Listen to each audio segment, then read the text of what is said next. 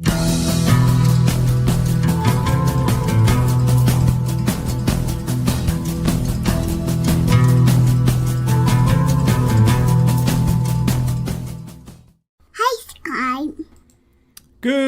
afternoon, everyone, and welcome to another episode of D.E.I. Deathwatch, where we chronicle the downfall and the doubling down of diversity, equity, and inclusion. I'm your host, Scribelight. Welcome to Monday and the last D.E.I. Deathwatch of 2025, and what a year it has been. Almost exactly, well, by a couple of months, almost exactly a year this series has been on the air. And what's happened? Well, we'll talk about that in summary momentarily. But first, who's joining me on this beautiful Monday afternoon? Noah Sencio, hello. Blue-Eyed Scream, hello. Walter Tomaszewski, hello. From George and Philip, let's get this party started. We're feline festive. Hope your new year is hysterical. It's time to purty. Thank you, Walter. Who else is joining us today? Mike Savage, Blarg, Morgan King, hello. The Luke Skywalker 2, hello. Keeverdam, hello, and thank you, Keeverdam, as always. At the top of the chat box, guys, there's a link to the GoFundMe for Terracin, a.k.a. Evelyn, and her house burnt down, and she could use any kind of assistance you can provide. If you can click on that and donate, that'd be appreciated. But even if you can't, if you can share that out on social media, that would be appreciated. So thank you ahead of time for that. And thank you, Keeverdam, for providing the link. Advocatus Diaboli, hello. Kiro Soldier, hello. Who else is here? Scrolling. Keep them doggies scrolling. Funtime Bats, good afternoon. Resolute Germ, hello. Green Death, hello. Simon Willikins, good afternoon. 01 Portnoy, hello. Robert Pincus, good afternoon. And Attack Alpaca, hello. And did I already say Advocatus Diaboli? Advocatus Diaboli, if not already, hello. And Zach Osborne, hello. And I think that's everybody I see. If I missed you, if you're lurking, if you're in the future, like Shiro Amada, hello. And also, Retro V Gamer 1. So I had to check because I hadn't checked in a while. When did I start D.E.I. Deathwatch? February 11th of 2025. So we're not quite at a year yet, but this is almost spanning the year of 2025. And why did I start D.E.I. Deathwatch? Well, because finally, maybe, hopefully, it seemed that an administration was taking seriously the problem that had been allowed to metastasize for as long as it had. D.E.I., the second Trump administration, finally making strides against it. Hopefully. And we've seen some good signs this year. I'm still waiting for the big hammer to fall. That may be oncoming, but we'll talk about that momentarily. So the year started in the world of DEI with the Trump executive orders effectively outlawing DEI, or in my world, it would have been reminding everybody of existing civil rights laws that everybody should have been following all this time, but hadn't been, and people being put on notice that if you continue to violate civil rights laws, there will be consequences. Those consequences thus far have primarily fallen into the education realm, or, nonprofit institutions, but mostly colleges and universities. The misnomer that we keep seeing with journalistic outlets is that the war on DEI began effectively on January 20th, 2025. And as I've said any number of times before, no, the decline of DEI has started sometime, I want to say, late 2022. I think after the oral arguments against affirmative action at the Supreme Court, because the writing was on the wall then what the legal strategy was going to be in defending affirmative action. And the defense of affirmative action in those oral arguments was the argument to diversity.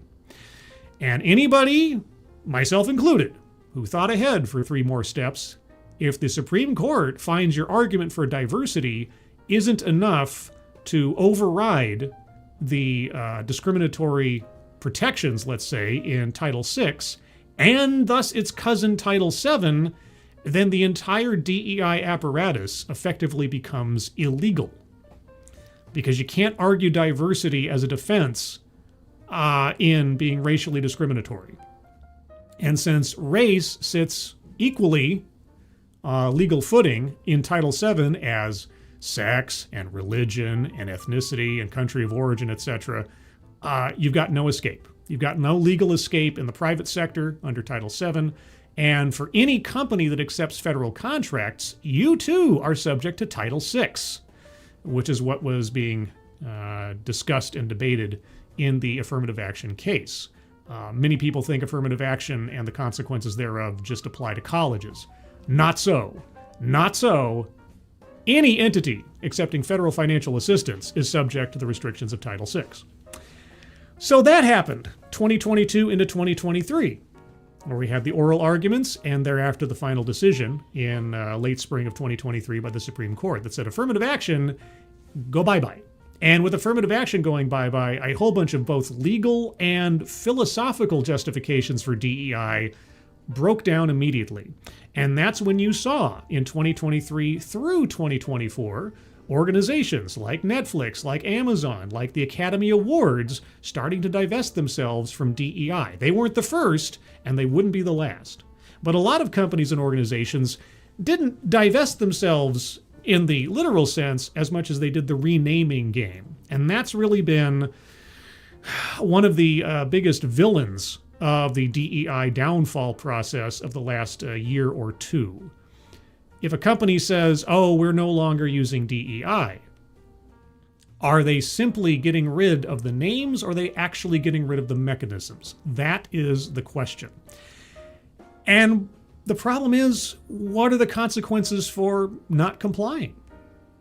In the private sector, what has been the consequence for not complying with civil rights law over the last 10 years? Nothing. Nothing.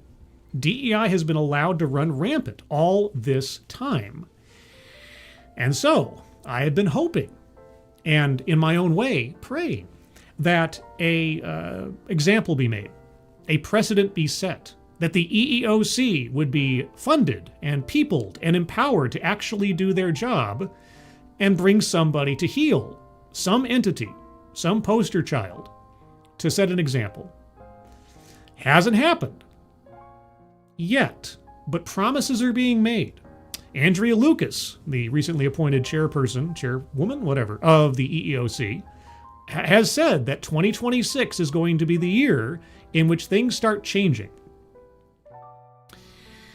And I thought a lot about this over the last week since we read that story, and I thought about what the future might hold in that regard. And so I wanted to make some end-of-year hopes and predictions, depending on what's going to happen. Now, I do have a story. I do have actual stories today. I'm not just pontificating. I will get to them, but I wanted to do this first and then see what these stories tell me about what the future may hold or what's going on right now.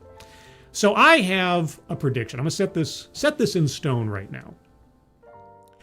I think that it is entirely possible that a major player in the private sector will be the main target of the EEOC and likewise efforts perhaps by the Justice Department when it comes to DEI. When Andrea Lucas made her announcement last week that she was not just going to be looking at what companies are doing now, but also taking into account what they've done in archival senses, that their past bad acts will be taken into account with actions to be taken. And that gives me a lot of hope, because it can't be the case now that, before Donald Trump took office, if you change the titles on your doors or something, you're going to be avoiding consequences, that you will be held to account for past bad acts. I don't know what the statute of limitations are on these things. I guess we'll find out. But here's my prediction.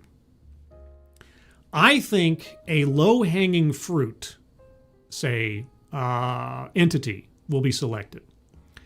I think a low-hanging fruit entity will be selected in political terms.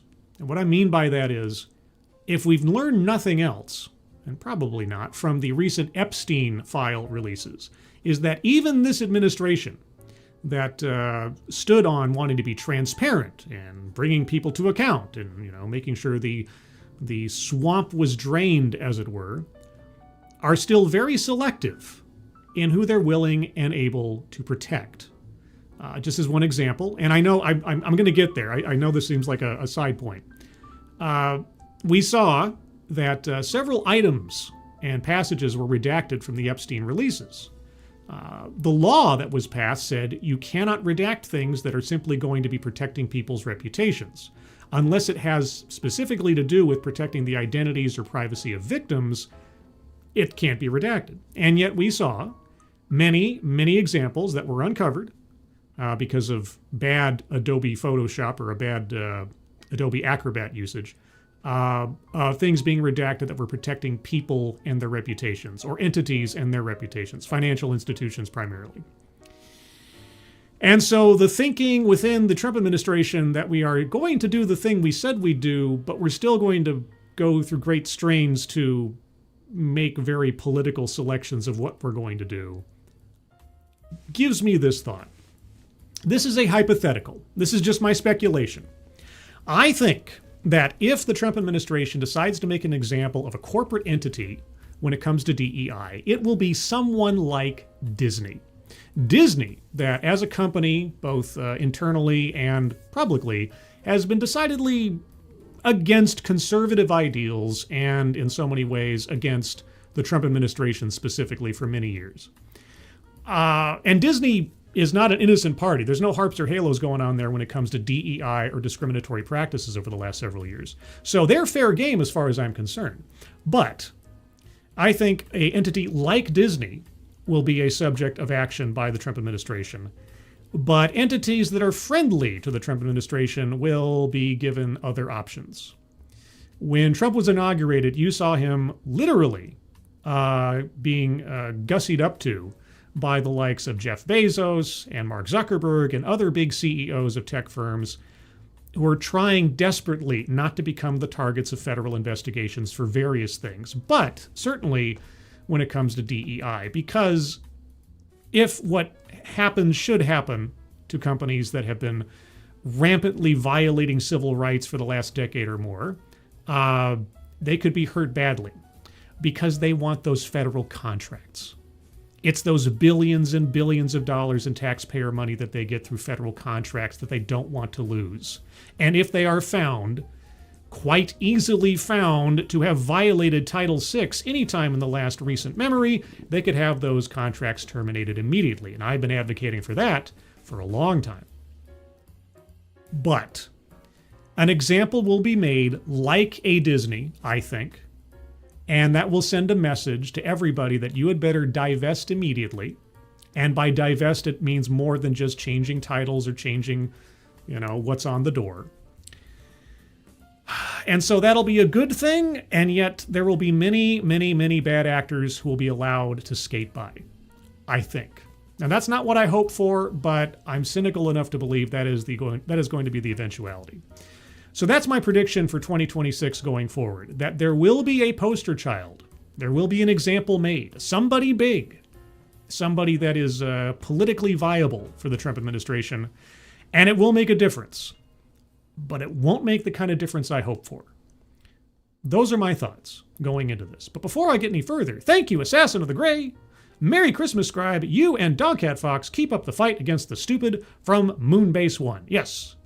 Crater Valley, Moonbase, me, and Dogcat Fox. Oh, Dogcat Fox, I love you so. Wowie wow wow.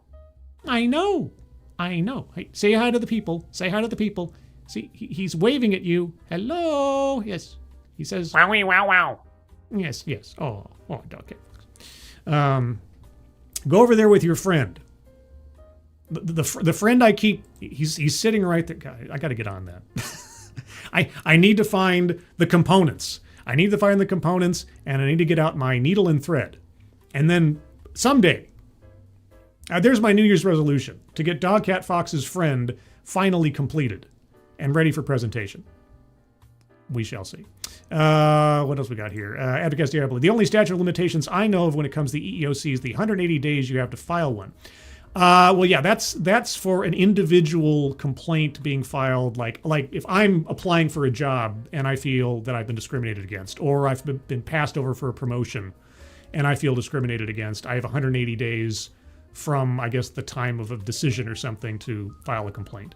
I don't know what it means when it comes to like bulk concerns or violations. I might have a story that is looking to find a way around that. We'll get to that momentarily. Let's see. Oh, and statute of limitations on civil rights violations 3 years, so that's probably the time that they have to work with. Yeah, and this is why I'm not quite sure.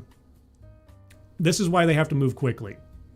Because if they come up with an example like 2026, so they can go back about as far as 2023. And 2023 was around the time that a lot of places started divesting themselves of it. But still, a lot of places didn't publicly divest themselves of DEI until 2025, when Trump finally put a line under it with his executive orders. So the window is closing very quickly. And this is why the EEOC, I hope, has been spending the last year preparing, and that they're not just starting cold in 2026. So we'll see. K-Show, hello, and K-Show's also over on the X Machine. Yes, guys, I'm simulcasting on X, so if you have an X account and see this over on the X Machine, please do retweet. Appreciate it. Unfair Ophelia, you made it. Hello.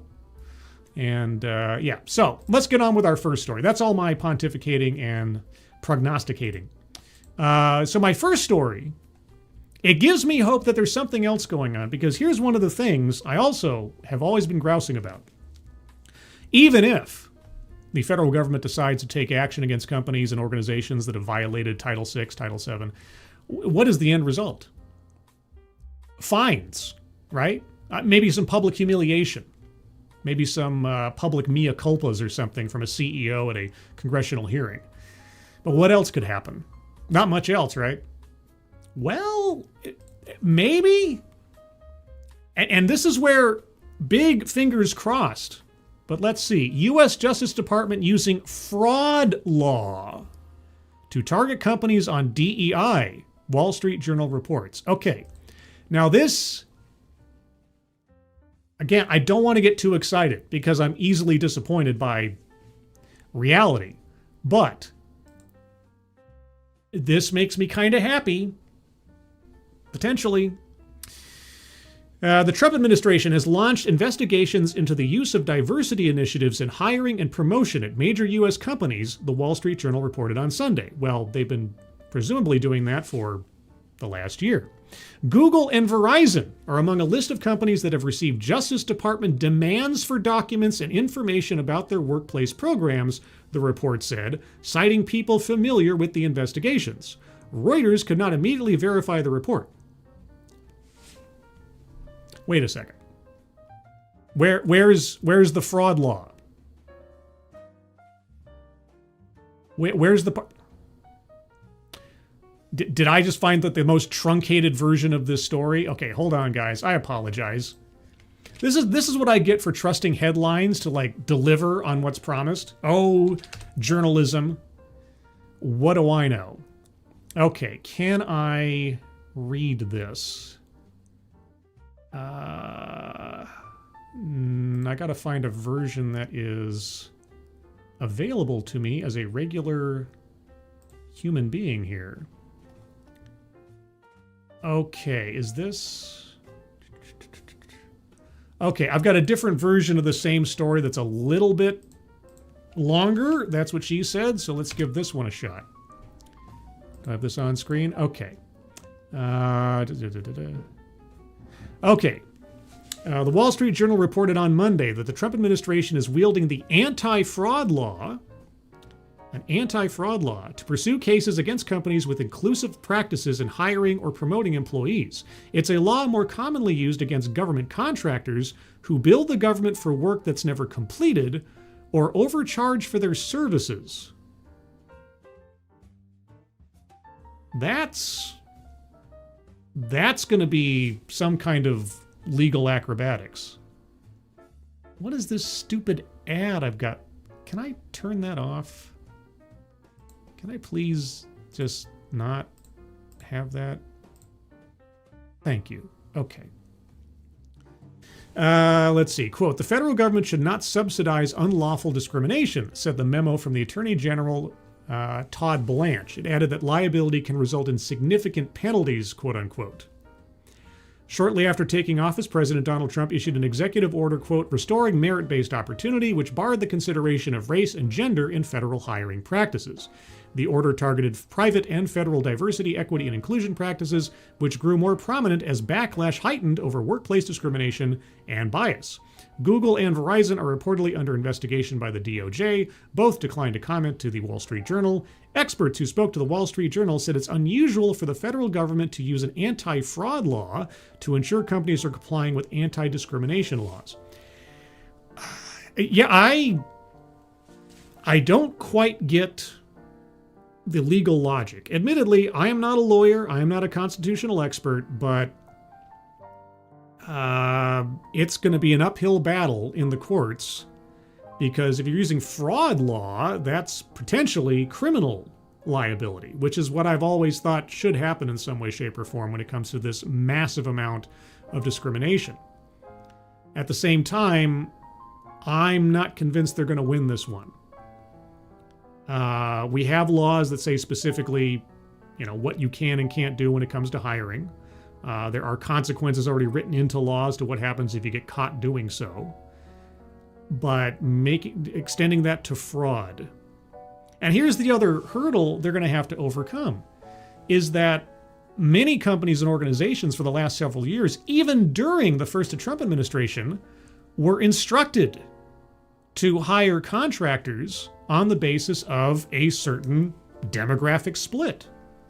You would only get this federal contract if you set aside this percentage of it in order to invest in, minority-owned or female-owned businesses and things like that.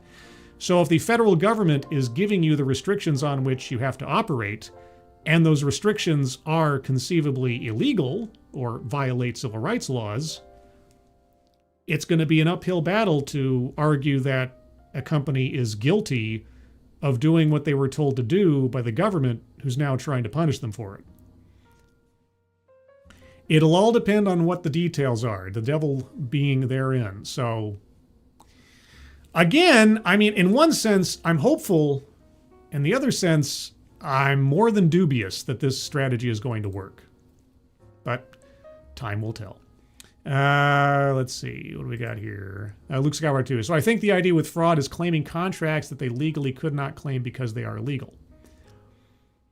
But like I say, if we're talking about federal contracts, during the Biden administration and even during the Trump administration, there were requirements that in order to qualify for these federal contracts in some instances, you had to be restrictive or discriminatory in who you gave the money to, especially when it came to suppliers and things like that. So,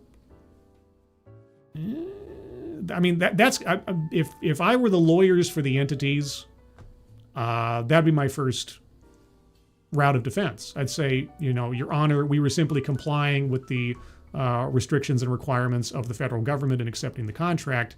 They can't now come after us and punish us for following the rules they set. And if they set rules that effectively violated civil rights law, well, that's on the federal government, not on the recipient of the contract. I guess they're going to have to find a really specific case.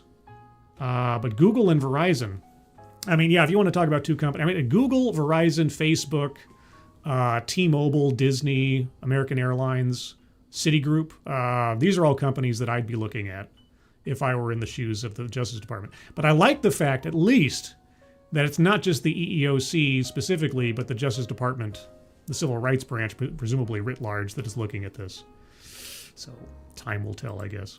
Advocatus, no, more than likely it has something to do with being publicly traded companies and using it to defraud investors with numbers that were meant to obfuscate reality. Possibly. If there were promises made regarding diversity initiatives or something, yeah, it's going to be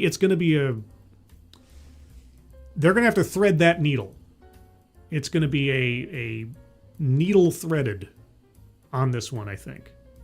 But I suppose we'll find out more as time goes on, because don't get me wrong, it's not that I'm not hopeful that something like this does work, that the Justice Department is able to find a pathway legally and without some kind of convoluted loopholishness to censure or punish the companies or individuals involved in this stuff. I would love it.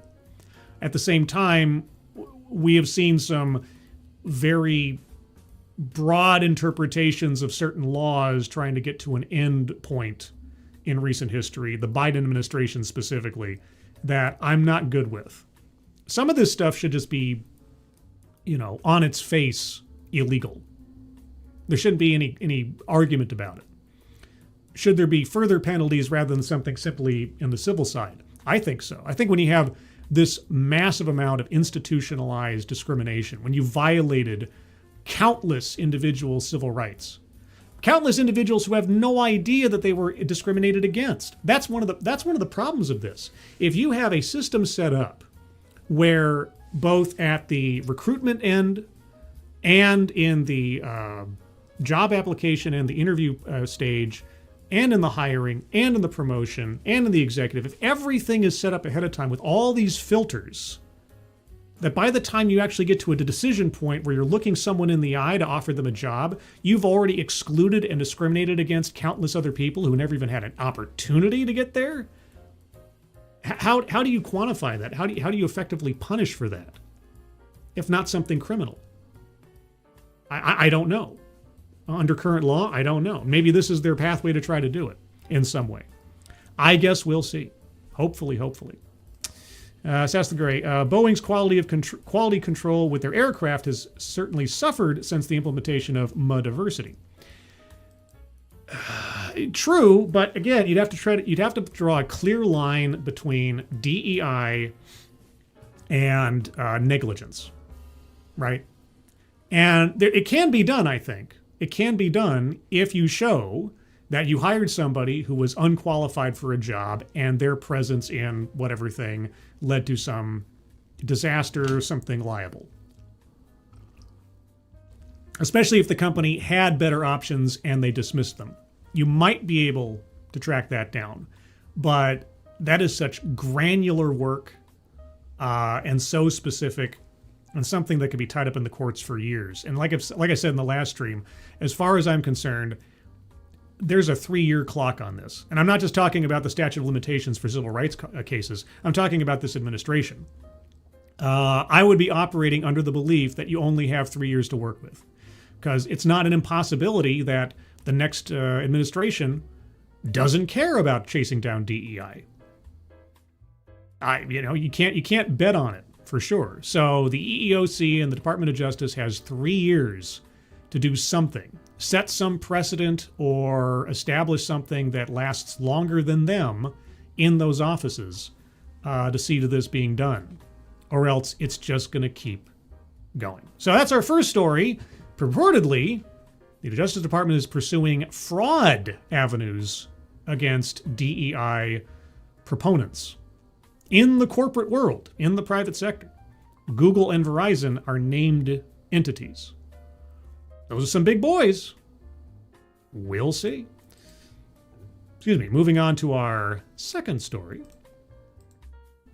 WMAS. WMAS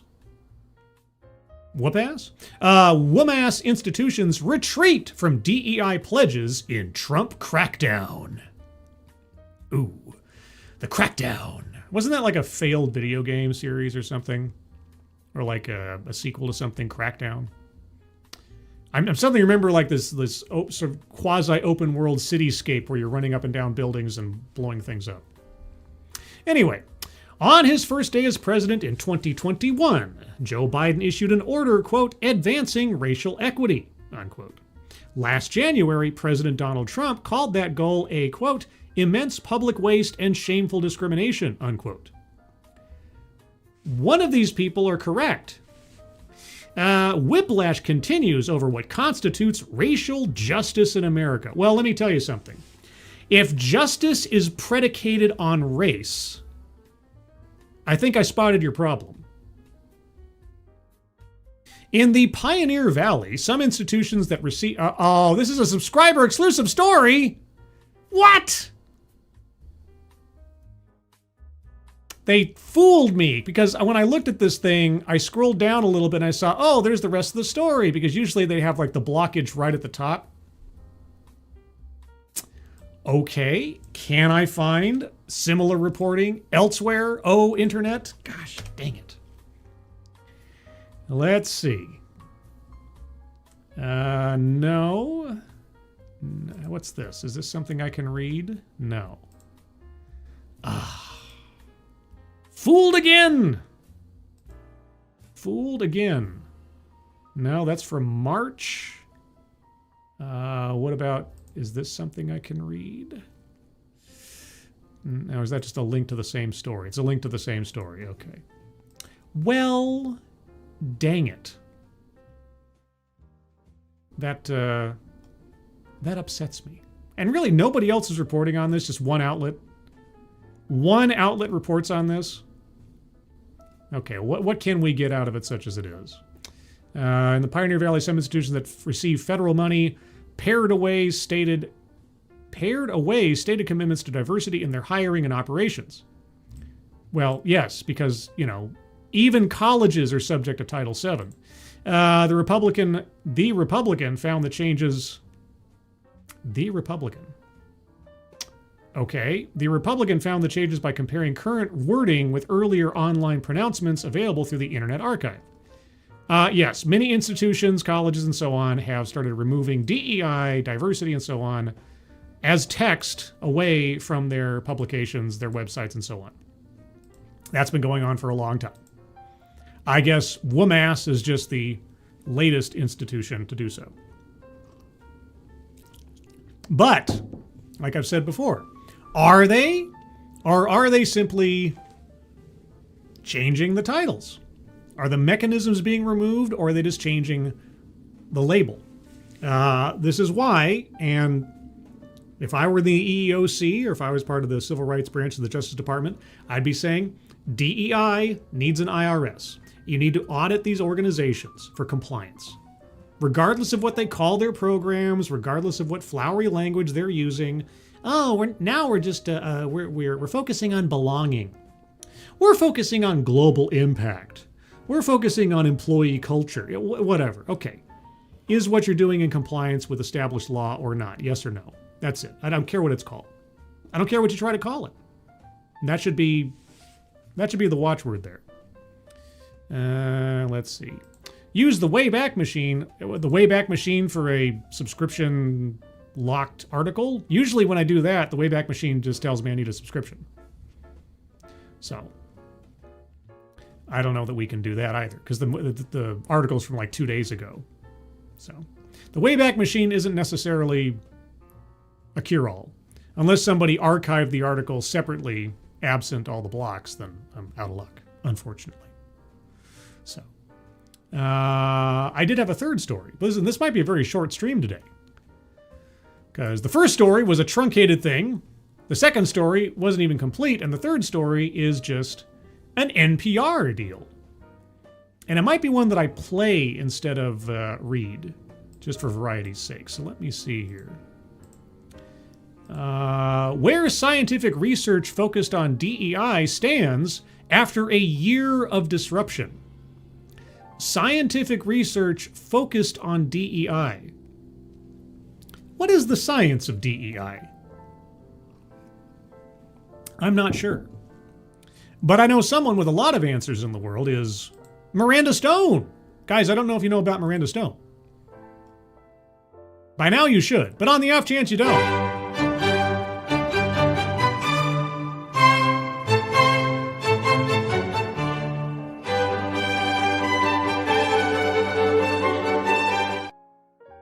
Yeah, scientific research on DEI sounds about as legitimate as the Anti-Racism Research Foundation, or whatever the heck that Ibram X. Kendi scam was that he set up back at Boston College in 2020 or thereabouts. Got $10 million string-free grant from Jack Dorsey of X, Twitter at the time, and who knows how much other money that just disappeared. So what does a scientific research focused on DEI look like? Can I listen to this? In 2025.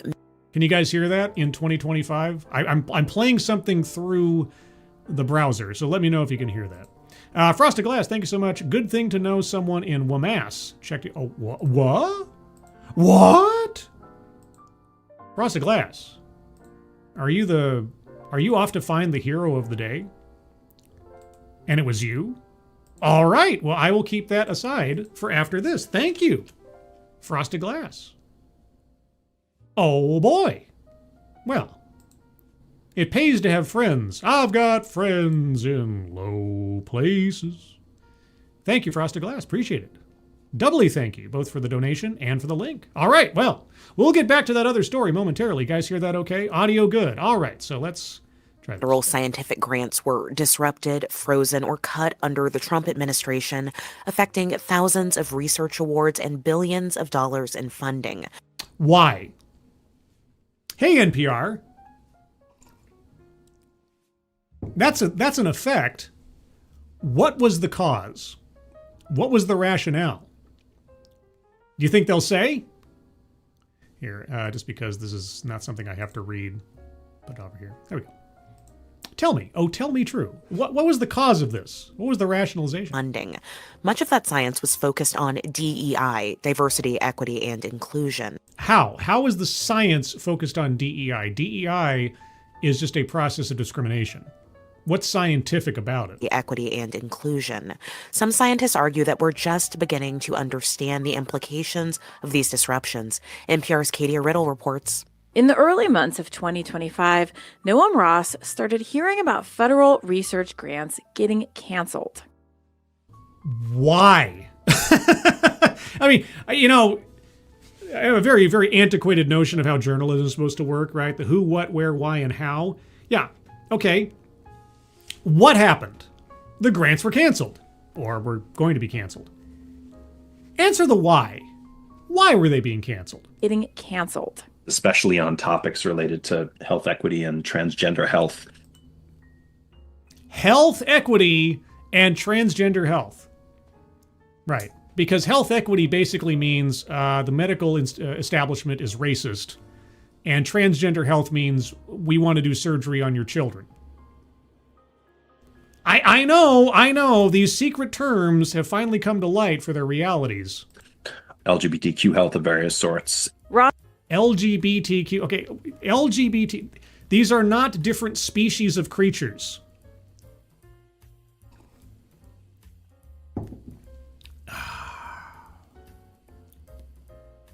Yeah, you know what LGBTQ health looks like? Grid. Grid. Do you guys know what grid was? Yeah. Gay-related immune deficiency. That was LGBTQ plus health of the 1980s. Back when they seemed to think that simply your sexual preferences determined whether or not you would gain a disease, sexually transmitted. Oh, but then they had to oh wait, that doesn't make any sense. So it became AIDS. Yeah, if you want to believe that people who just aren't straight somehow operate like they're a separate species of creature, you get things like grid. So I don't know, I've never understood what they mean when they say LGBTQ plus health. Like, they're human beings, just like everybody else. What are you talking about? Ross is a researcher himself and now runs a nonprofit called Our Open Sci that supports open source scientific coding.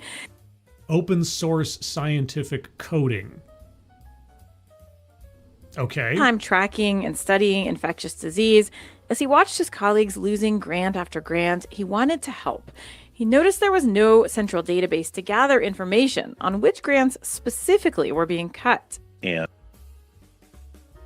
which grants were specifically being cut? Okay. And I have a background where I've done a lot of projects of essentially trying to wrest data from uncooperative government systems and, badly organized databases. And so I started sort of trying to scrape this information off of NIH websites and such.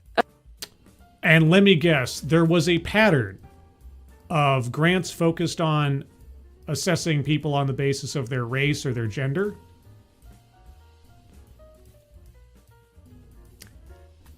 Okay. Now, I don't want to sound like a broken record, but I am a broken record. Let's stop and think about this for a second. Does Title VI apply here?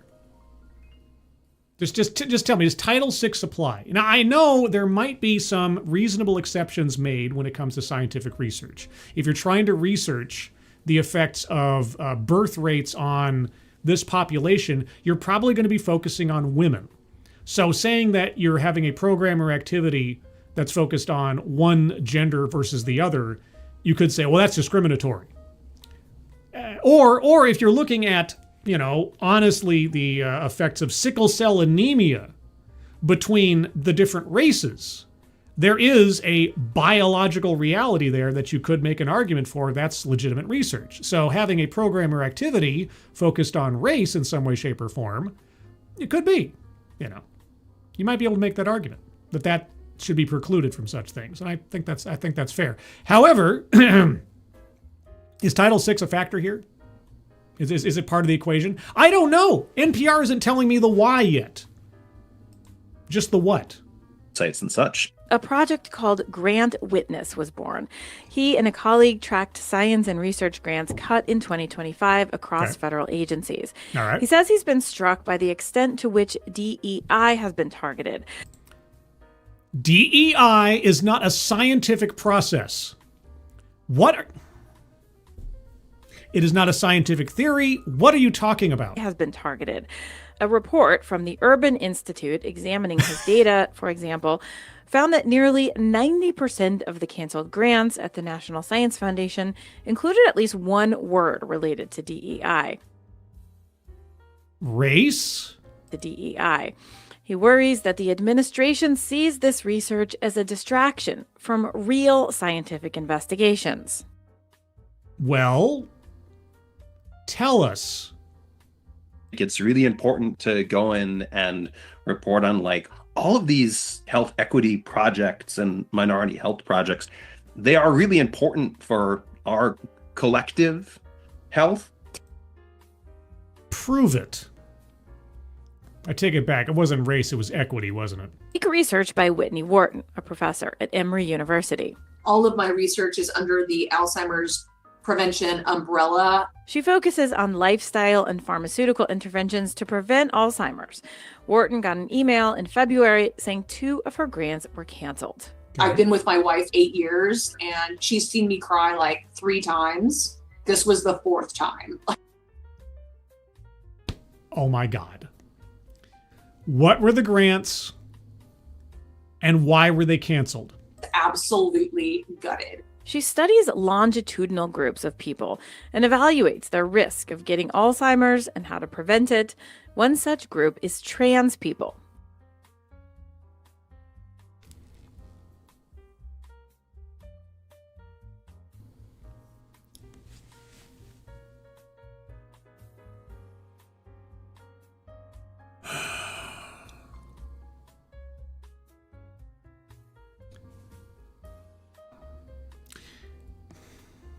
Trans people, such as they're called, are not a group. They're a demographic. And they are not a separate species. And also, in the grand panoply of the population of this planet, they are the tiniest percentage therein. If you can even quantify what that even means anymore, because being trans these days just means declaring it to be so. So, a vast majority of even those people who would fall into the demographic of trans people under the current definition are just not even going through actual transition. They're just making some aesthetic changes, and that's it. They are biologically the same as they were the day before. So your grant was canceled, was it? Oh no. How will Alzheimer research continue without your very, very, very necessary Focus. NIH specifically told her they would no longer pay to study. Good. And they said that issues surrounding the trans community, now I'm paraphrasing, were often unscientific, lacked rigorous scientific investigation, and did not benefit the majority of Americans. And how was that how are those assessments incorrect? When it comes to the use of taxpayer money, how was that assessment incorrect? Wharton says she is concerned about the well-being of trans people. Obviously so. But they are people. They are men and women like everybody else. They're not as special as you keep trying to make them out to be. But that is not the primary reason she's focused on this and other marginalized groups. Oh, well, do tell. Groups, including certain racial demographics. Certain racial demographics. Offhanded mention there. Graphics. I do that not for necessarily the sake of inclusivity. I do that because certain groups of people. Demographics, they're not. I know, I harp on these things a lot. Maybe it's just the English major in me or English degree that I have on my wall. Bigotry versus racism. Group versus demographic. These are different words describing very different things. And this is supposed to be some highfalutin college researcher.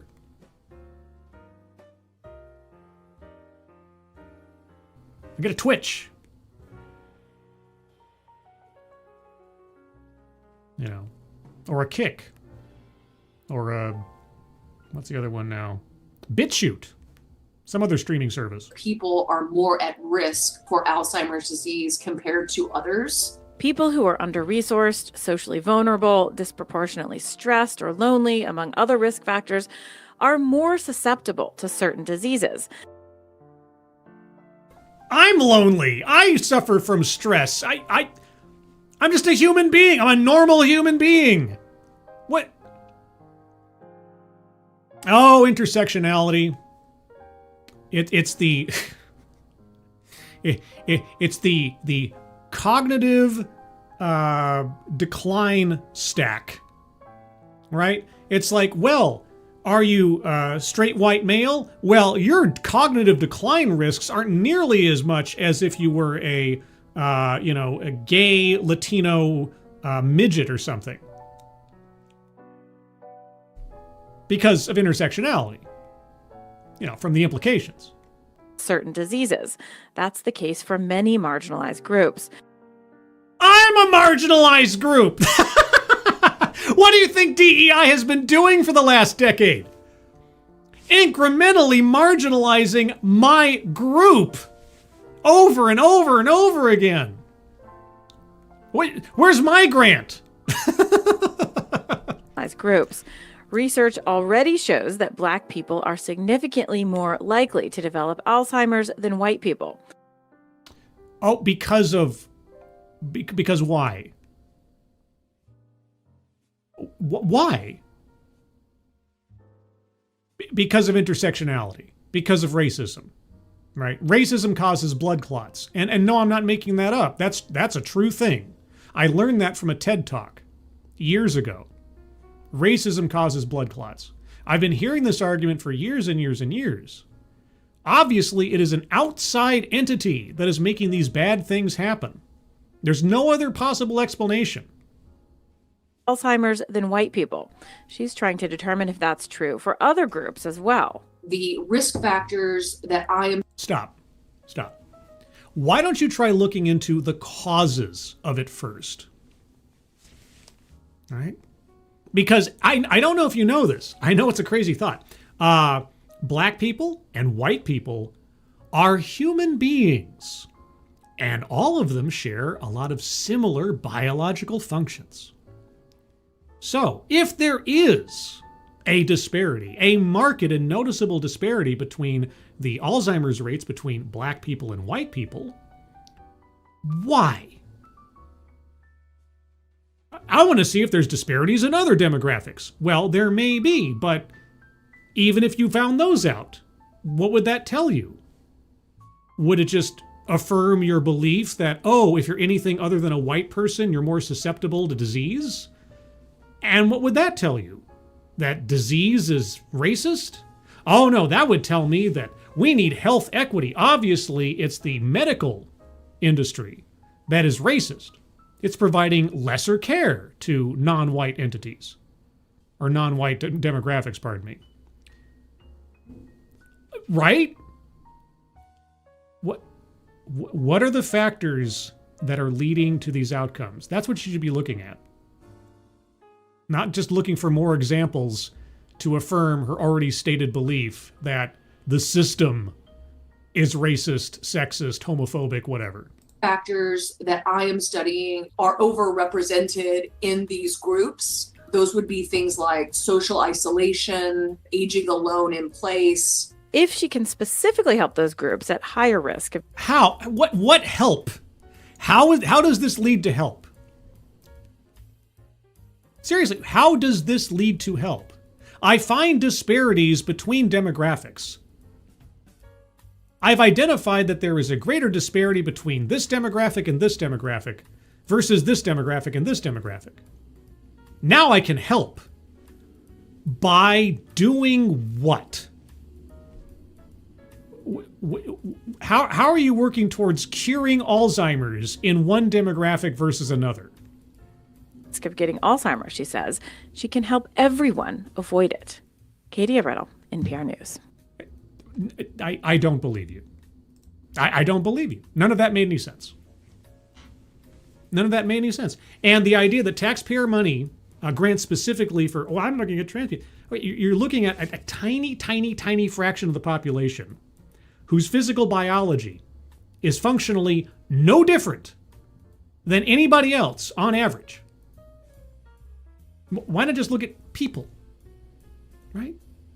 I mean, if there is some disparity between the races, is there something that you can do? Or would just curing Alzheimer's cure Alzheimer's? I don't know. Should people be less stressed in life? Would it be nice if everybody wasn't lonely all the time? And yeah, I'm sure it'd be great. It'd be great. But these things can happen to anybody. It doesn't matter if you're intersectionally oppressed or from a marginalized group. You're still a human being. I've never understood this and how much money has been wasted so far on things like this and this kind of thinking. Oh, we have to promote health equity because obviously the medical industry is racist and sexist. Don't you see there are different health outcomes for different demographics? Obviously, it's an outside force doing this. There's no other possibility we could consider. Something's being done to these demographics. It's just one long-winded victim narrative, and it ignores other possibilities that might actually lead to help. Yeah, but anyway. Not C3PO. Meta-analyses are most apropos in this instance. What's the clinical study design? Who cares? I didn't get my special grant money. That makes me be a good activist. You know, the grant I got didn't have LGBTQ on the title anymore. So now, I don't know. Advocatus, 2 of my grants were canceled. Exactly how many is he getting that she can say 2 of them?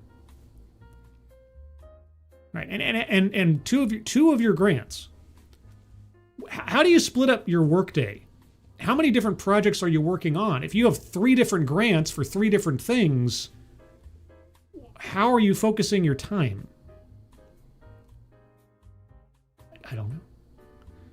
Yeah, I got you. Says the Great. I have a TBI from combat, but they only care about overpaid football players.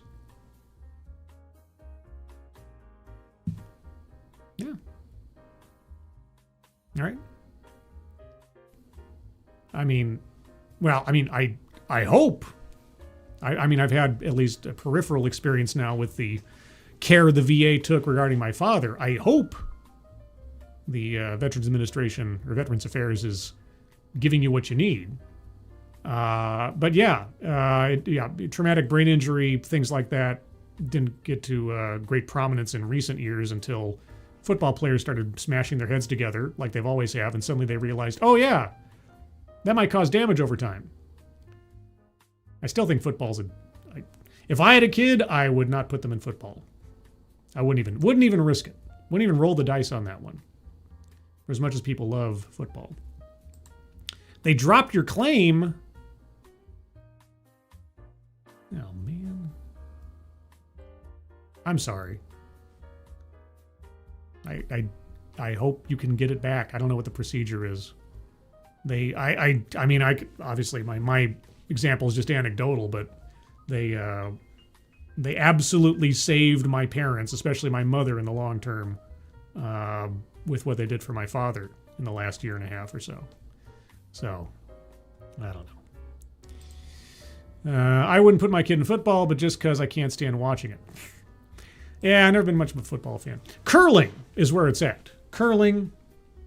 Sometimes I'll watch the championship games if I'm like at somebody's house doing it or something, or they're having a party or whatever, and get, momentarily excited for those things just for the sake of novelty. But otherwise, don't really care. But, moving on, thanks to Frosted Glass, we have the full article I meant to read, but was disallowed from doing so. So here we go. So moving on, remember this is WMAS. WMAS. In the Pioneer Valley, some institutions that receive federal money pared away stated commitments to diversity in their hiring and operations. Pared away? Not eliminated entirely? Okay.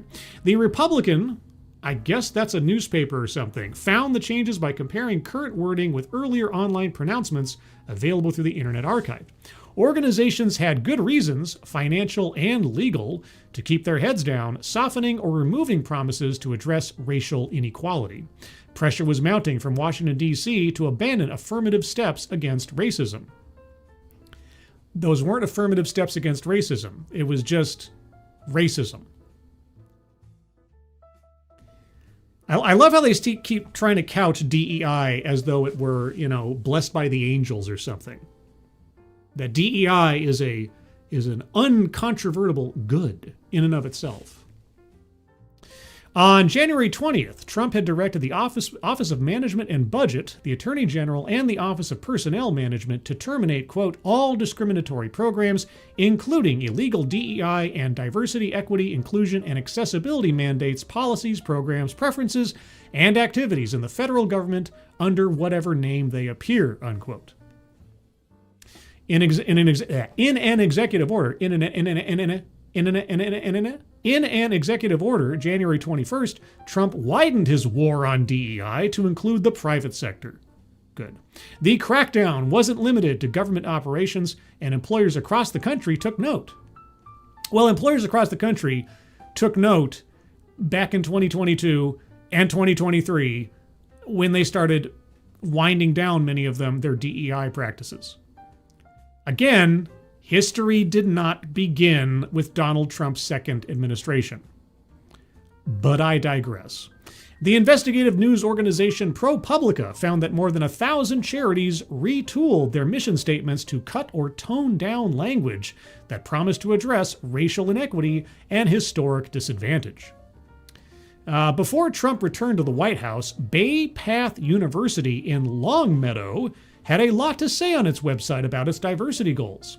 On a page labeled Our Mission, Vision, and Values, the school listed 8 overall goals to advance, quote, every learner's dreams of a better career, a richer life, and a brighter future, unquote. I've asked this before. Why do they call them learners now and not students? They keep moving away from students and trying to put in like Padawan learners or something. I could imagine reasons why they're trying to change the nature of the verbal power dynamic or something. We don't want any hierarchies here. You're a learner, you're not a student. There's no power differential between a teacher and and a learner, a teacher's also a learner. They're learning as they go too, or something. Anyway, today, 3 of those pledges are gone. Quote, diversity makes us stronger. Quote, we are committed to equity. And quote, we pledge to foster inclusion and belonging.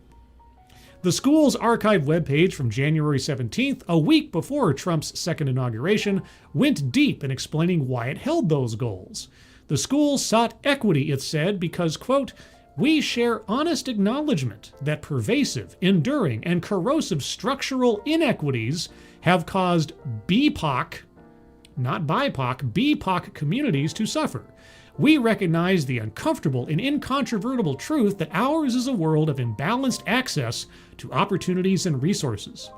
And so, in order to balance these imbalances, we're going to actively discriminate in favor of and against others on the basis of their race, or their gender, or their orientation. Because that's how you solve fighting a fire. With fire.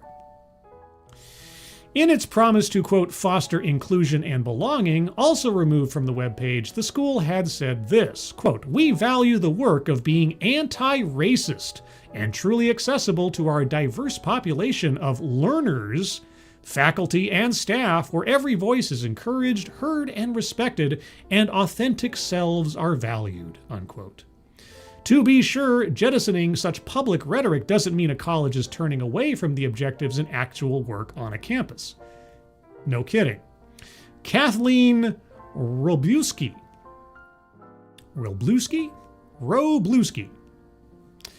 Bay Path's Senior Director of Communications and Media Relations, said the university moved on a lawyer's advice to change its statement after getting a Dear Colleague on February 14th letter from the Department of Education's Office for Civil Rights. Yeah, this is a very controversial letter, as though the Department of Education was issuing an edict more than just a reminder, just so you know. The letter made plain that schools faced the loss of federal funding if they didn't adhere to the new administration's rules. Right, because as we know, guys, Title VI did not exist before the Trump administration took over for the second time, right? The rules promising punishments of termination of federal funding if you discriminated on the basis of race in your programs or activities, that did not exist before January 20th, 2025, as we know. I brought it up at the top of the show. It happens every single time I read an article, right? Oh, Trump's executive orders. This is when this all started, guys. That's when things became illegal. Robluski said that that would have hurt Bay Path students. Oh, students, not learners? Okay. Many are first-generation students. Who can... I was a first-generation student. What does that even mean, ultimately? I know the definition of it. I'm the first one in my family to go to college. And what if your mom or your dad went to college, you suddenly are what, granted with super academic powers or privilege? I mean, maybe in the Ivy League schools and the whole Nepo baby process in those schools, that, my father was an alumnus to this fine institution, so I should get in immediately over anybody else. Yeah, that stuff needs to end. But other than that, so what? Many are first-generation students. And eligible for need-based federal Pell Grants, she said. Well, you know what? You know whose fault it was if that hurt students? Let me ask you something. If your institution loses federal funding because you were violating federal law, and the students who would have otherwise benefited from federal funding through your institution no longer have access to that federal funding, who is to blame? I know. It's very difficult math here. And I'm not a math major. That funding is, quote, essential to their ability to access and complete their education. Well, then stop violating civil rights laws. I don't know what to tell you. Okay. I think you're blaming the wrong entity here for responsibility when it comes to this situation. If you are the conduit through which students will benefit from federal money, and you only enjoy federal money so long as you are complying with federal law, this is not a Father Dowling mystery, okay? It's even more simple than that. Failure to comply would have put that crucial support at risk, and with it, the educational pathways of the students we serve, she said. Yes, okay, so you're taking responsibility. You're not the victim here. Quote, preparing students for successful careers is our priority, Wroblewski said. Oh, really? Because it sure sounded like preparing students for ideological indoctrination was your priority, but never mind. Quote, that requires protecting the resources that make their education possible while ensuring we remain in full compliance with federal law. Yeah, now that you've been called out on it, you had no problems tempting fate or outright violating federal law prior to being called out on it, but now you retreat. That money should have been at risk the entire time. It should have been pulled years ago. Bishop Talbert W. Swan II, wow, president of the Greater Springfield NAACP, said institutions are doing what they can to survive. Quote, while we would like for them to stand strong and resist. Okay, the president of the NAACP wants institutions to resist the Civil Rights Act of 1964.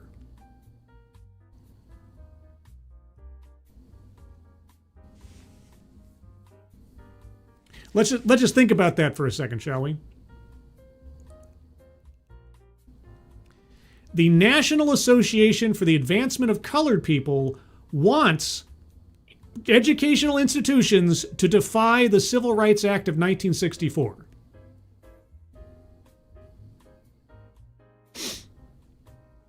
Okay. While we would like for them to stand strong and resist, we understand they have a constituency to serve with funds from our taxpayer dollars, he said Friday. Quote, they want to fly under the radar. They want to violate federal law without being caught, you mean? In many ways, I can't blame them. The government created a climate where these institutions feel threatened to lose funding if they don't comply.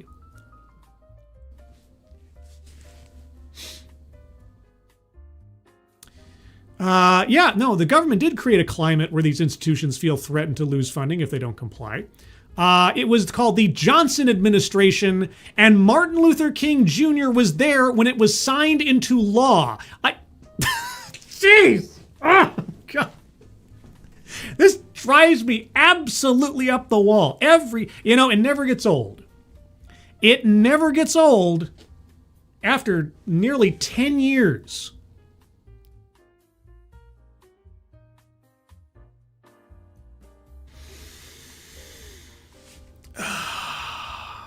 Since removing content from its website, Wroblewski said the school has worked to make clear to students, not learners, that it opposes, quote, illegal discrimination in any form. Really? Well, then why did you single out everybody except white people to benefit from your previous mission statement? I don't know. The university's president, Sandra J. Doran, told the school community last February that the campus and the affiliated Cambridge College values all of its members. No, it doesn't. It obviously does not. It has preferences. It did and still wants to, if it's not still, giving preferential treatment to people on the basis of their race primarily. Okay, quote, "We are an institution where every voice and perspective has been, continues to, and will always be valued," Doran said in a statement. Oh, I believe you. I believe you that every voice is valued. Valued on a sliding scale of melanin count. You said so yourself in your own mission statement. I don't have to imagine. The Longmeadow University was just one of many schools and nonprofits in the region that pulled back from DEI goals and mission statements. Just a week after Trump's orders, Boston University said it would close its Center for Anti-Racist Research. Hey, I just brought that up! That was Ibram X. Kendi's joint. I just brought that up. What are the odds? What are the odds?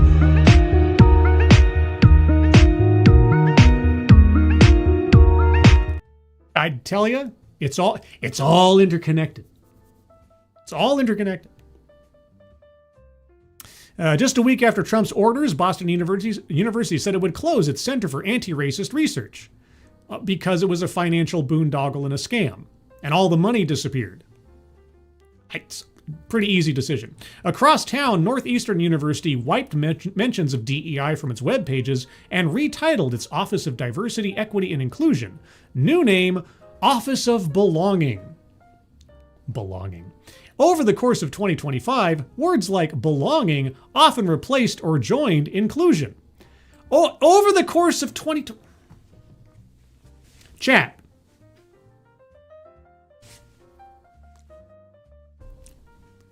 When did I first start seeing belonging as part of the litany of DEI? How far back do you think it was? Want to hazard a guess? And I'm just spitballing here. When it became DEIB as a constant refrain. I'm going to say about 2018. 2018 and 2019.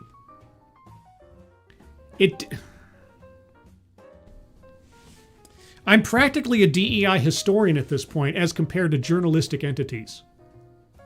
Oh, well, DEI only really had pushback once Trump took office. Oh, belonging only really became a new buzzword in 2025. Anyway, the school said it had to protect itself. Quote, "Failing to comply with the law could jeopardize student financial aid and federally funded research across a range of disciplines and projects," Northeastern said in an online post. Well, it's amazing that you had no problem not complying with the law prior to this. Because here's the thing, I don't know if you know this, an executive order like the one Trump put out is not new law.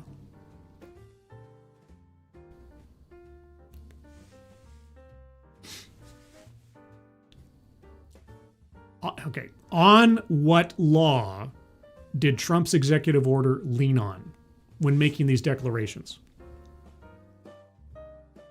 I know, it's a crazy thing. Came from 1964. When Trump returned, Bay State Health, one of Western Massachusetts' largest employers with roughly 13,000 workers, was 17 years into what it termed its diversity, equity, and inclusion journey. 17 years. Nearly 2 decades of untold numbers of civil rights violations. Boy, oh boy, 13,000 workers. How many of those hiring decisions were made under this diversity, equity, and inclusion journey? Quote, "We're committed to examining our systems and behaviors to ensure they advance equity and shared prosperity," Bay State Health said in its online mission statement, visible as of January 22nd. Advance equity and shared prosperity. It invited visitors to download a 2022 report on its progress towards DEI goals. Quote, "Confronting racism and bias behaviors is critical," the company said. Quote, "We are committed to achieving equity in the hiring, promotion, and retention of Black and brown employees," unquote.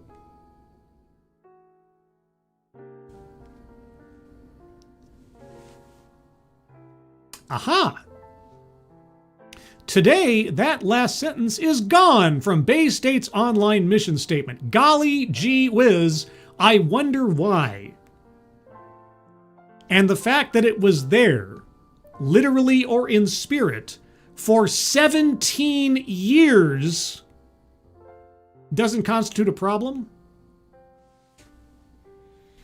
The page's earlier heading, quote, our commitment to confronting racism and bias, was replaced with, quote, our commitment to equity, inclusion, and belonging, unquote. I love it. I love how they change the words, but they mean the exact same things. Equity, inclusion, and belonging, racism and bias. You're right. They're the same thing.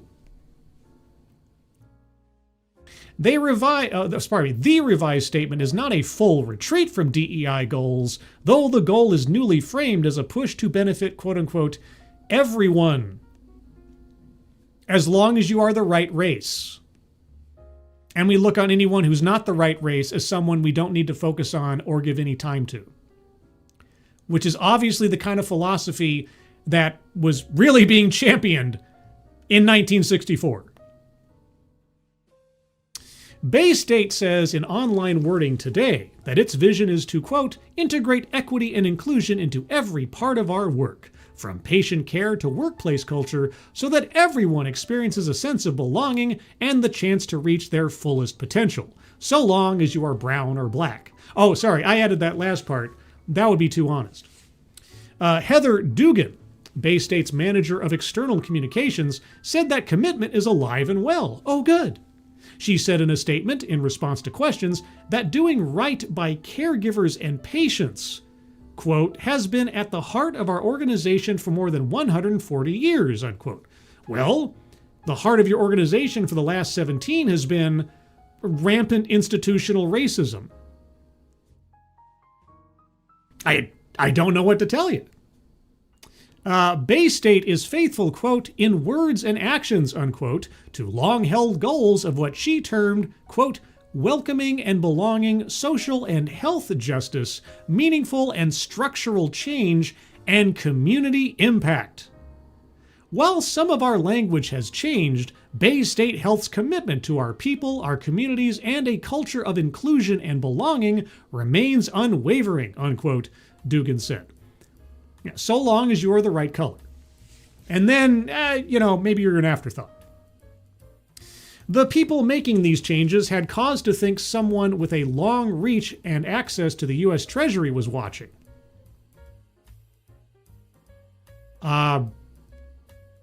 Good.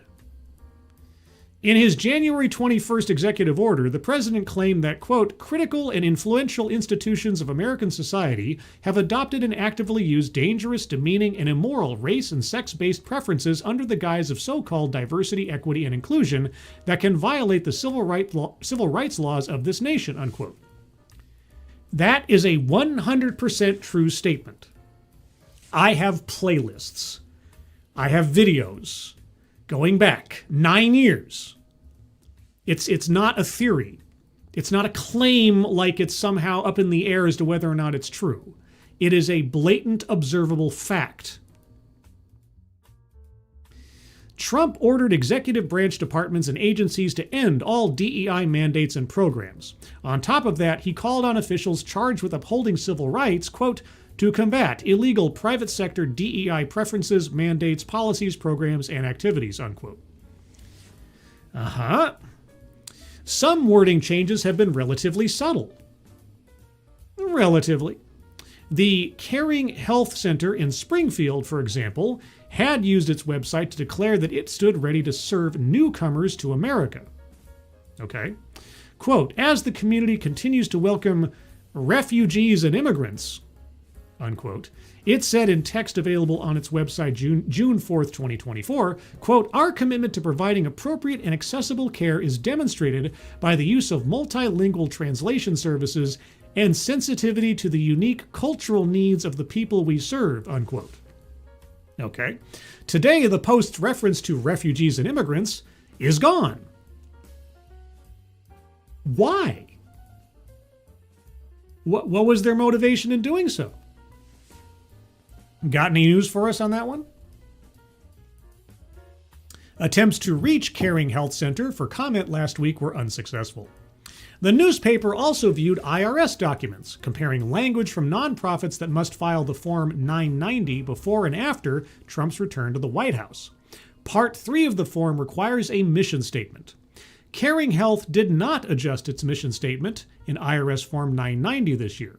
As in the previous 2 years, the agency said it works to, quote, bring the highest level of health care to those who are challenged by socioeconomic, linguistic, and cultural barriers, unquote. Also in Springfield, the nonprofit Wayfinders Incorporated, which builds and manages affordable housing, ended 2024 with a particular online commitment that did not survive 2025. Quote, Wayfinders builds and advocates for a thriving and equitable region, a webpage said in December of 2024, quote, by improving the stability and economic mobility of families and individuals, together with developing and managing a wide range of housing to support strong communities, unquote. Today, that statement of mission does not include the word equitable or the term economic mobility. It reads, quote, Wayfinders builds and advocates for thriving communities by strengthening housing options, supportive programs, and economic opportunities, unquote. Back in January, the Food Bank of Western Massachusetts' online statement of core values made 3 specific pledges related to, quote, diversity and inclusiveness. The nonprofit said it would, quote, strive to have the region's diversity reflected on its staff and board. Strive to have the region's diversity reflected on its staff and board. Oh. By what process would you achieve that goal? It said understanding inequality in access to food, quote, is essential to conducting our work, unquote. And it committed itself to, quote, increasing cultural competence and inclusion. Oh, cultural competency. I've said this before. My favorite example of cultural competency when put to the test was a PBS segment I looked at several years ago now, where the only example given of cultural competency was a teacher in a classroom doing a math story problem by including Latino food items in the story for a class that was purportedly mostly Latino. I think he used churros or something as some, example of, if Stephanie has 5 churros and Martin has 3 churros, something like that.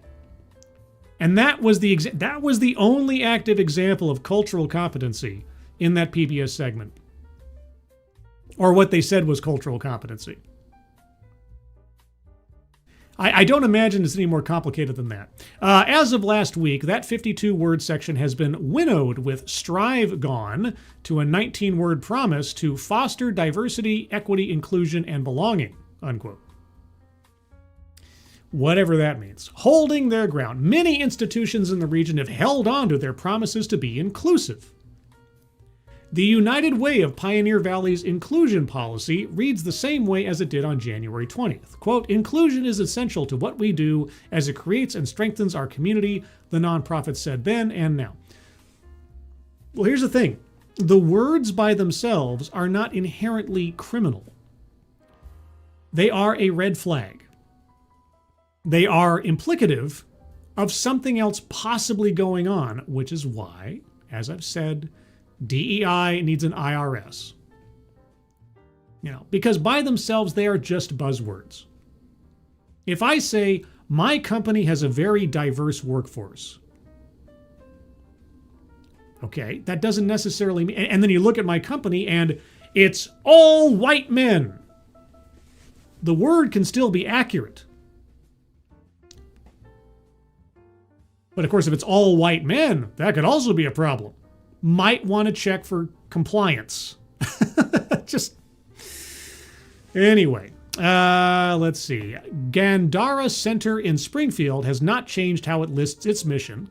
Quote, to promote the well-being of Hispanics, African Americans, and other culturally diverse populations, unquote, on its IRS filing in 2025. Is it a recipient of federal financial assistance? Title VI. Title VI. The Nonprofit Center for Human Development made no change this year in how it described its mission to the IRS. That wording had not mentioned race. The agency said only that it is, quote, dedicated to promoting, enhancing, and protecting the dignity and welfare of people in need, unquote. Nothing, I mean, by itself, there's nothing suspect there. What do they do? Again, words are just words. What do they do? Do they have any programs or activities that are racially discriminatory or discriminate on the basis of sex? In their hiring, their promotion, anything that's actionable under law. Just because you're a nonprofit or some other kind of organization that promotes fairness and justice does not inherently make you suspect of violating federal law. If you're saying, oh, we only cater to, or we make a focus of, focusing on these types of people. On its website, CHD notes that it launched a DEI program in 2022. Oh, so is this where the rubber meets the road, as it were? So its mission statement doesn't indicate anything discriminatory. Socioeconomic stuff is perfectly fine. It's not racial inherently. It's not gender-based inherently. Quote, diversity, equity, and inclusion should always be at the heart of what we do to support our staff and those we serve, unquote. Again, that is a red flag. The DEI crowd has made a statement like that a red flag for what exactly does that mean when it comes to your hiring activities, your promotion practices, and anything else in your programs or activities. That's why there needs to be an audit for compliance. I mean, if you're just taking part in the buzzword craze, fine. If there's nothing going on in your organization that falls outside of federal law, then there you go. But unfortunately, by making these words a calling card of demonstrably discriminatory practices, you have opened yourself up to scrutiny. Sorry, that's just the way it is. Also holding firm, and then some, is the Community Foundation of Western Massachusetts. The organization raises and manages funding for charitable groups in Franklin, Hampton, and Hampshire counties. Quote, we will advance equity, diversity, and inclusion throughout the region's 3 counties, including our workplaces and institutions, by prioritizing racial equity in all facets of our work, it says online. Quote, we have chosen racial equity specifically because of the pervasiveness of racism in interpersonal and intrapersonal relationships and interactions, institutions, and systems in our region and in our country throughout our history. We believe that working toward dismantling systems of racial inequality provides a framework for dismantling all other forms of oppression, unquote. Says the organization that is telling us in no uncertain terms that it values people differently based on their race.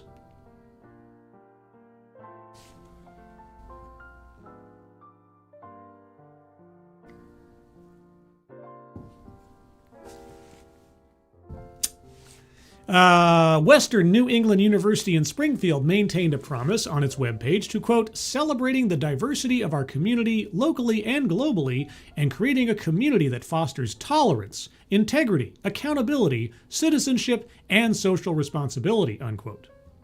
Pledges by other higher education institutions in the Pioneer Valley to pursue DEI goals remained visible on many websites, including those of Mount Holyoke College, Springfield Technical Community College, and Westfield State University. Mount Holyoke College devotes a webpage to explaining its stance on DEI. STCC links on its webpage to a 59-page document that includes 22 references to diversity. At some point after March 2024, Elms College in Chicopee added a specific webpage called, quote, our commitment to diversity and non-discrimination, unquote. Well, now there's a contradiction in terms. It refers specifically to diversity and inclusion and guides anyone with, quote, questions about DEI, unquote, to contact a college representative handling that issue. Quote, our Catholic mission calls us to educate and serve a diverse student population without discrimination in an inclusive and vibrant learning community in an effort to effect positive change in a pluralistic world, unquote, the college says. Sure.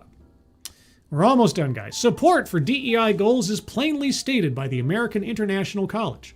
The college made pledges before Trump's second term, and those remain unchanged in its online presence. Okay. The Behavioral Health Network, which provides mental and behavioral health care to 33,000 adults and children annually, has not changed what it says online about discrimination since at least mid-2024. Quote, "We believe that all people have the right to exist free of stigma and discrimination," it says. Quote, "We promote and value diversity throughout the BHN community and shape our services and interactions with respect to one another's culture and personal preferences," unquote. It's all very generic, all very ambiguous. Trinity Health, which runs Mercy Medical Center in Springfield, had not referred explicitly to DEI goals in its online mission statement as 2025 began. The wording cited, quote, "the spirit of the gospel as a compassionate and transforming healing presence," and wasn't changed this year. Okay. Well, gosh, examining mission statements is a good first start. Why don't you examine the actual processes, policies, and procedures when it comes to hiring, when it comes to promotion, when it comes to supplier contracts, or any other program or activity that involves race as a deciding factor? Again, many of these things, if I were a federal investigator, if I was part of the EEOC, these would be red flags to me. These would be companies and organizations that I would want to look further into, because a mission statement by itself doesn't necessarily say anything about a policy, a practice, or a mechanism within the organization that discriminates on the basis of race or gender or religion or any other protected category under Title VII, or if you're receiving federal funding, specifically race, under Title VI. But it's worth a look. If you're going to say we're committed to furthering the advancement of specific racial demographics and you're receiving federal funding. But anyway, I think I've gone on quite a while. What's going on over here? Oh, people are having YouTube problems. Is YouTube screwing up? Have I been roboting out this whole time or something? Let's see. Advanced Leering Center. You know, last I knew, the most advanced Leering Center within, I don't know, driving distance, if I drove of my place, would be like a strip club. Leering Center? No? Okay. Best I could do. I see you 5x5 scribe. In the pipe, 5x5. Little StarCraft lore there. Isn't the EEOC supposed to be the IRS? They're supposed to be. But I think they need to make a specific team or branch or something to focus on DEI proponents and advocates. I think they need a strike team. Yeah, they need to get Vic Mackey and Lem. Oh, Lem. Anyway, yeah, they need a specific, like a named set of sheriffs to uphold the law specifically on DEI. And they go into an organization and they say, hey, let's take a look at all of your documentation regarding your diversity policies in-house. Not your publicly stated things, not your ambiguous mission statements. We want to see the internal communications of your organization when it comes to hiring practices, promotion decisions, and so on. And if you accept federal funding, you will open the books to us now. That's what I'd say. That's what I'd do if I were in charge. Frank Hubbard. Old Mother Hubbard. They call your mother. They were. You ever use that rhyme? In a nice, loving way with your mother, Frank Hubbard? Let's see. Toku154, hello. Hello. And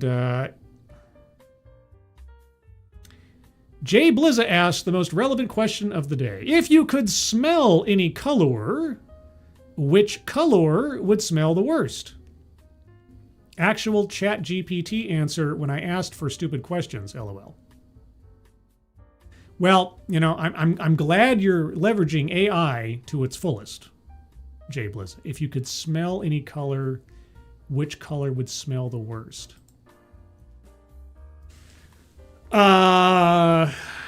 Brady Bunch yellow. And I don't even know if that's the actual name of the color, but there was a school near me when I grew up, where I grew up. And maybe it was the result of like years of sun damage or something, but it was this sort of pea soup, yellow greenish thing. It wasn't yellow and it wasn't green. It was more yellow than it was green, but it looked absolutely atrocious. You know, like a like a school bus had rotted or something. It just terrible. So whatever that color is, that would be the worst one to have to smell. Absolutely. That's my choice. Scribe should interview Kershey. I have been told many times because of Bridge or my focus on this stuff that she and I should talk. I don't know how to, I think I tweeted at her once, or pardon me, tried to tag her in something of mutual interest when it came to Bridge. But I'm always kind of wary of like cold calling other creators. I mean, I still get a little bit nervous when I send off an invite for like a Living on Borrowed Crime interview or something. But no, I'd love to converse with another DEI aficionado, swap stories, talk to people, share audiences or something. So I mean, if someone in the audience has a connection to or mutual whatever can link us up or something, I'd be fine. Whether she talks to me or I talk to her, we can talk about our war stories from years gone back. Because I know she was big on and still is, I assume, big on Bridge and all that. So. Yep, I've heard that said before. So, anything else? Or tobacco stain yellow? That's one. There was a bar near where I went to college, and I swear it was like the diviest bar, and the walls were so bad, they hadn't been cleaned in God knows how long, that you could actually see little like tobacco residue running drips in different parts of the walls. Like the smoke residue and everything else had built up over years that you could actually, you know, the condensation had actually drawn the tobacco residue down. You could see these dark little streaks ending in a little oh God, that place was... But it was the first place I ever had alcohol after I turned 21. Because I hadn't had hard liquor up until that point. So like on the day I turned 21, my friend took me out and he says, we're going to go drink. I'm like, okay. And I had like the cheapest well vodka you could imagine at that dive. And boy, man, that definitely peeled the paint from the insides of my stomach. Oof. Fostonia, thank you so very much. Well, that's very generous of you. Thank you. I already knew you were a pretty cool scribe, but only now do I find out you are StarCraft reference identification level in the pot 5x5. My favorite is, it's time to drop the hammer and dispense indiscriminate justice. I did play a little bit of StarCraft back in the day. I was not a freakazoid like some of my friends were. I'm not a... It really depends on the IP for me getting into an RTS. And even then, but like one of my ex-girlfriends, she was a wizard. Like Fred Savage, the wizard. Well, even though Fred Savage wasn't the wizard, he was just the brother of the wizard. But anyway, she was an absolute aficionado at RTS things. Like, she had all her hotkeys down. I remember her playing, I think it was Warcraft 3 was the big thing at the time. And it was lightning fast. She was an absolute savant at this. And I could not comprehend. She had all of her groups keyed up and everything, and she was whipping across the map and doing this, that, and the other, and defeating things. My brain doesn't work that fast or in that wise. So I'm always impressed by watching people do RTS stuff like machines. I can't imagine. I just like, Star Wars Galactic Battlegrounds. Yeah, I get to build a little Imperial base and like build it all up in the walls and the turrets and everything. Yeah, and then I get everything built up and then I go after the rebels. I don't do it efficiently. I don't do it to like some kind of speed run thing. I'm doing it to just, yeah, try to be immersive. Anyway, but so anyway, programming note. So Thursday, if you didn't know, is the first day of the new year, 2026. It's also TEDx Day. Am I going to do another marathon? No. I've done my 2 marathons for the season. I did my TEDxmas, pardon me, and TEDsgiving. And those are going to be the marathons. I'm going to do a regular TEDx, first TEDx of 2026 on Thursday. I will attempt, depending on what's available or what I find, I will attempt to make it something special. I'll look for something special, something outside the norm. Or if I do find something that is a classic subject matter to open up the new year. So I'm still debating. I've got a couple of days left. Wednesday is always sort of like the deadline day. That's TEDx Pick Day. So I will figure out by Wednesday, obviously. And but it'll be a regular show, regular time, 6 p.m. Pacific, 9 p.m. Eastern, for a good old TEDx talk. And also, and I'll also use that opportunity to talk about what the new year might bring for my channel. I've been trying to debate about certain things, like starting new things or ending other things, or not sure. I have to do some musing over the next 72 hours or so. Because a whole bunch of different ideas have come to mind, but I want to start locking things down. Like this series here was a new series for 2025. I'm going to keep this one going. I think it's still relevant, and fingers crossed, 2026 is going to be a particularly important year in the war against D.E.I. So we'll see. But anyway, with that, everybody, that's the show. Let me, before I forget, on the off chance you don't know, and I know it's an off chance, but on the off chance you don't know that I have a Discord server, well, let me get you a link to the Discord server. These links only last for 1 day.